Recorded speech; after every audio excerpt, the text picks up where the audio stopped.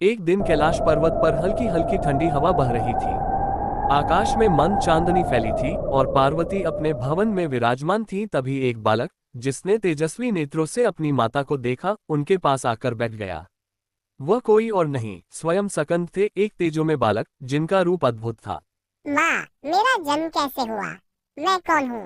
बेटा, तुम्हारी उत्पत्ति कोई साधारण घटना नहीं, ये स्वयं शिव जी के दिव्य संकल्प से हुई है। सुनो, मैं तुम्हें यह अद्भुत कथा सुनाती हूँ। उन्होंने धीरे धीरे कहानी आरंभ की, जैसे कोई माँ अपने बच्चे को सुलाने के लिए मीठी धुन में कहानियाँ सुनाती है। बहुत समय पहले, जब ब्रह्मांड में अंधकार व्याप्त था और सृष्टि के संचालन के लिए ऊर्जा की आवश्यकता थी, तब शिव जी ने अपनी संध्या वंदन की। जैसे ही उन्होंने ध्यान लगाया, उनकी दृष्टि से एक दिव्य तेज प्रकट हुआ।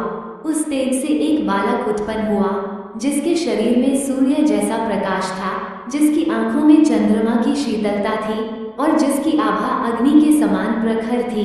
तुम्हारा जन्म शिव जी के संकल्प से हुआ था।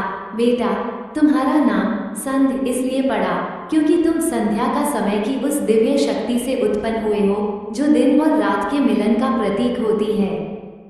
क्या मैं शिव जी की संकल्प शक्ति हूँ?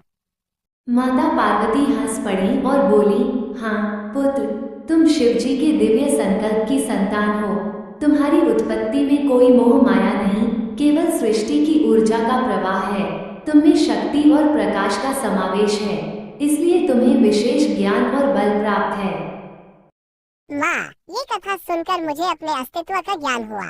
अब मैं समझ गया कि मैं केवल एक साधारण बालक नहीं, बल्कि एक दिव्य तत्व का अंश हूँ। तो मेरा माता पिता तो